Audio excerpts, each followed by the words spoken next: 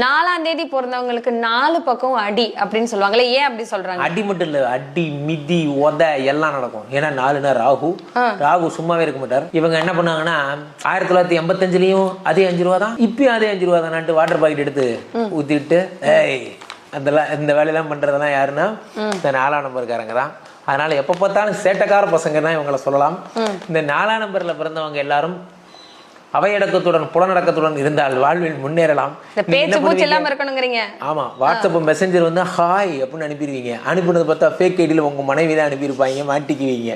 அப்போ 4ஆம் நம்பர்ல பிறந்தவங்க என்ன பண்ணணும், ராகு பகவானை ஒவ்வொரு சனிக்கிழமை அன்னைக்கு உளுந்து தானிய நைவேத்தியம் செய்து ராகு பகவானுக்கு திருநாகேஸ்வரம் சென்று ராகு பகவானை வழிபட்டு பக்கத்தில் இருக்கிற நாகாத்தம்மன் கோயிலுக்கு சென்று புத்துக்கு பால் ஊற்றி வழிபட உங்களுடைய தடைகள் எல்லாம் விலகும். நான் அப்படி சொல்றதுனால உங்களை நான் வந்து கிண்டல் பண்ண நினைக்காதீங்க, சும்மா ஜாலியா சொல்றேன். ஸோ ராகு மட்டும்தான் உங்களை காக்கக்கூடிய கடவுள்.